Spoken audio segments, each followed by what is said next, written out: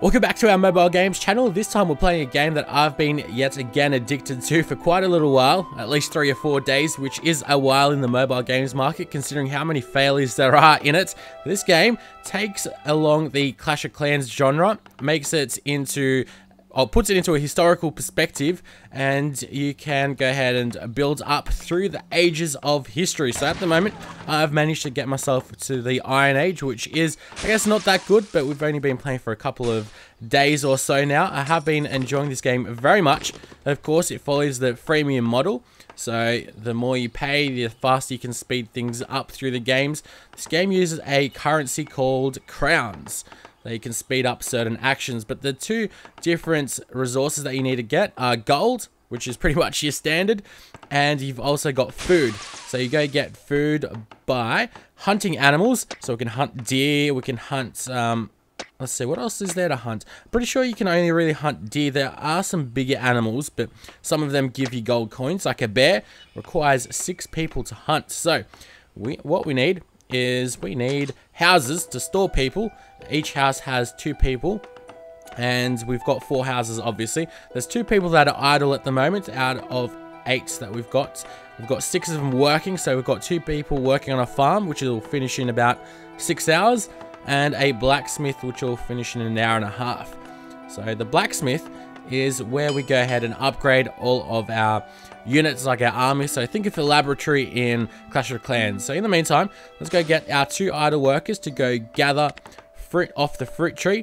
And what I can quickly get to work on is go to the temple, get a blessing, get a gathering blessing, and quickly place that there, which will increase the amount of food that we get from hunting animals and from trees. So what that does is the temple has some pretty cool special abilities that it gives us. So it's sort of like a spell in Clash of Clans. This is what I'm going to compare it to, because that's what most people know of. So this increases the speed and reward amount of hunting and gathering.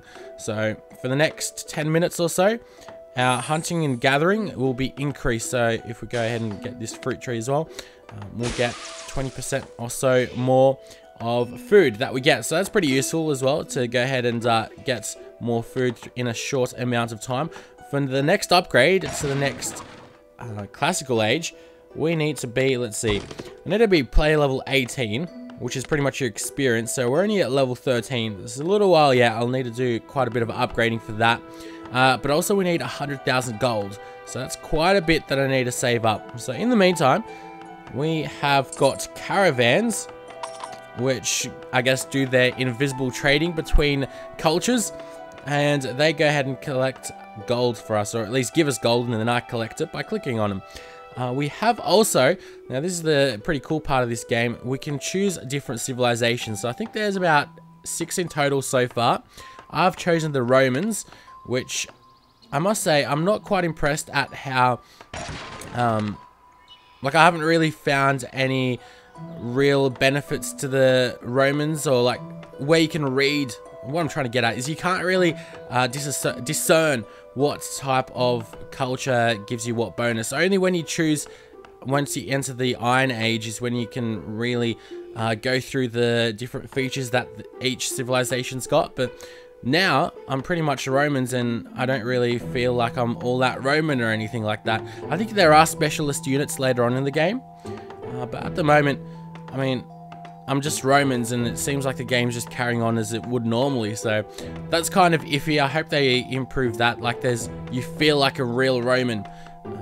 But I do hear that the buildings also change. The graphical effects of the buildings change as well to reflect what culture you are, or what civilization you are. So I think there's English, there's obviously Romans, Japanese. There's quite a few actually, but I don't think you can also change them either, which is unfortunate. So let's get our 2 guys to work on a gold mine, so they can give us some gold. You can always have someone working. Of course, you can clear out land so you can get more space, which we have a forest over here. Unfortunately, I don't have 3 spare workers. I've only got the 2 once I finish this mine. Here we go. There we go. 1,000 gold. That's pretty good. And now we have special resources. So we can only have 4 at the moment of these trade goods, And what these trade goods give us are the ability to go ahead and get special units. So if I click on this stone, here we go. We need a level 1 mercenary camp for Nubian archers. Which I'm pretty sure Nubians are somewhere in Central Africa. At least I think that's where they were. We've got Greek javeliners, and this doesn't affect if we're Persian, not Persian, but if we're Roman or not. You can get all these guys, no matter who you are. We can get Chinese hand cannons, which seems pretty cool. That little icon. For the guys, we've got tercios, which I've got no idea what they are, but very cool to include like historical figures in the game. I also think later on there's like special generals as well, which seems like a cool feature. Probably will help out with attacking other bases, which is actually what we're going to do now. So I've got 2 army camps or barracks. We've got one that's level 2. See if we can actually go ahead and get any more people. No. Okay. So we've got a troop capacity of 22. To go ahead and get people or produce units, you need food. So we've got 17,000 of that, which is easy. So we can go get, at the moment, soldiers, bowmen, or horse raiders, and they all have their special ability. So the horse raider deals 3 times extra damage to resource buildings. So kind of like your goblins almost, I'd say. We're upgrading our blacksmith to level 3. And it seems like all they get up to is level 5. So that's pretty good. What's this thing? Oh, we got the mercenary army as well. So that you can also get mercenaries, which are over here. There it's up to level 2. And who do we have in here now? How can we check? So we've got Nubian archers at the moment. They're very strong at eliminating enemy troops. And let's see what other things we can get. We can get at the moment Hittites, warriors, and Assyrian horse riders or raiders. And we've got quite a few different cool things. We've got war elephants, which are very tough, as you'd imagine. Definitely would not want to be coming up against an elephant in a army. So let's go get the 2 workers to go ahead and clear that fruit tree out. And let's go into our very first battle. So we've got the campaign battle, the single player campaign. The Fertile Crescent is the first chapter. We've almost finished that. If I have a look, we've only got, well, I've got to finish off. But we've also got Susa, which I didn't manage to get the full 5 stars in. So this game uses a 5-star system instead of the typical 3 to win, which is pretty interesting. There's like certain fill requirements. So you've got the quick victory, 50%, destroy the town hall, which is what, 4. I can't remember what the 5th one is. I think manage to get all the resources or something like that. It's pretty good how they've got it figured out. But let's go ahead and get into multiplayer, which will be my very first multiplayer battle. So, exciting times. I'm actually going to go ahead and probably play a lot more of this game as well. Whoa, this guy's got a massive base. No, and he's in the classical age and he's playing as a German. His name's Pope Francis, which I find quite amusing. But let's go next, because I will get absolutely wrecked and shreked. Definitely don't want to be coming up against him. In the classical age, here we go, Bronze Age. This is more like it. So we get something like 20 medals. I'm not sure what these medals get us, but we'll go ahead and attack him. He's got 2 archer towers, or 3 archer towers, sorry. So you know what we'll do? Let's place our soldiers out over here next to this big one. Place them out around over here as well. And let's place our mercenary camp. I wonder if we are going to be able to...